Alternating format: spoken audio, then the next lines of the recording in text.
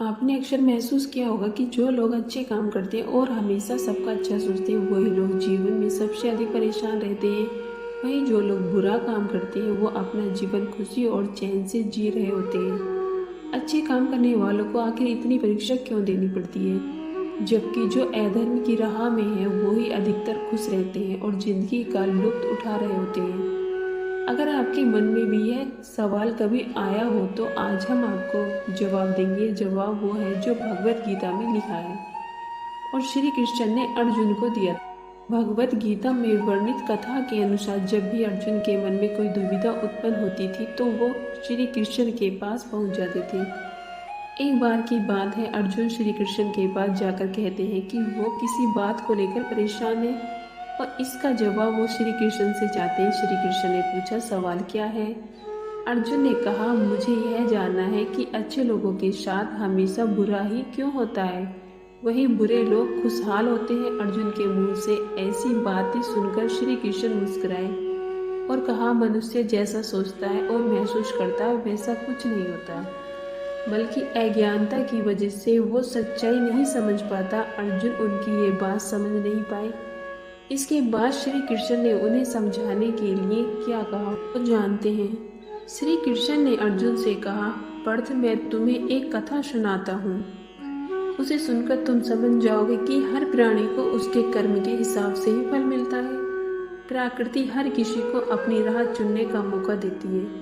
अब वो मनुष्य की इच्छा पर निर्भर करता है कि उसे धर्म की राह चुननी है या अधर्म की। कथा शुरू करते हुए श्री कृष्ण ने कहा, एक नगर में दो पुरुष रहते थे। एक पुरुष व्यापारी था जिसके जीवन में धर्म की बहुत महत्वता थी। वह पूजा पाठ में यकीन रखता था। वह हर रोज मंदिर जाता था और दान धर्म भी करता था और हर रोज भगवान की पूजा करता था। वहीं दूसरा पुरुष बिल्कुल विपरीत था।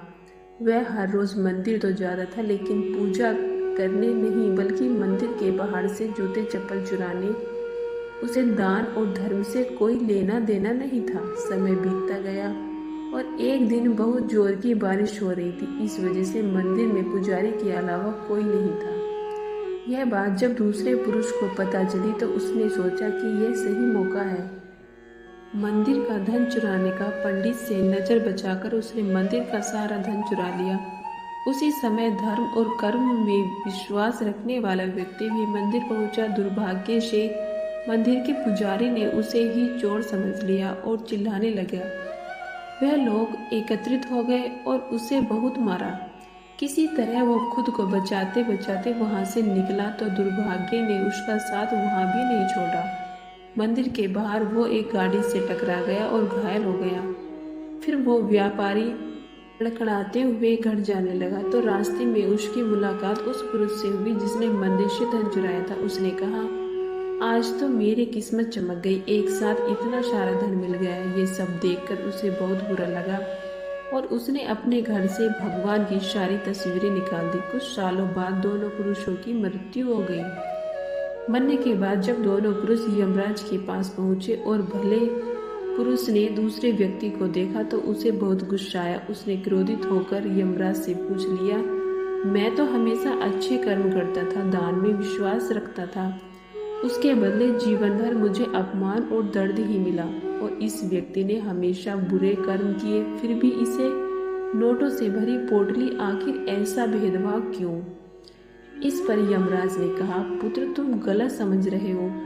जिस दिन तुम्हारी गाड़ी से टक्कर हुई थी वो दिन तुम्हारे जीवन का आखिरी दिन था, परंतु तुम्हारे अच्छे कर्मों की वजह से तुम्हारी मौत सिर्फ एक छोटी सी चोट में बदल गई।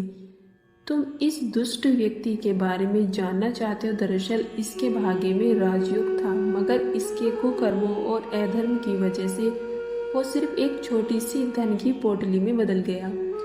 कथा सुनने के बाद श्री कृष्ण अर्जुन से कहते हैं, क्या अब तुम्हें तुम्हारे सवालों का जवाब मिल गया? ऐसा सोचना कि भगवान तुम्हारे कर्मों को नज़रअंदाज कर रहे हैं, ये बिल्कुल भी सत्य नहीं है। भगवान हमें कब क्या किस रूप में दे रहे हैं मनुष्य को समझ नहीं आता। मगर आप अच्छे कर्म करते रहो, भगवान की कृपा हमेशा बनी रहती है। इसलिए अपने अच्छे कर्मों को बदलना नहीं चाहिए, क्योंकि उसका फल हमें इसी जीवन में मिलता है। इसीलिए मनुष्य का फर्ज है कि वो हमेशा अच्छे कर्म करता रहे। श्री कृष्ण ने गीता में भी बताया कि किसी के द्वारा किया गया कर्म बेकार नहीं जाता, चाहे वो अच्छा हो या बुरा हो।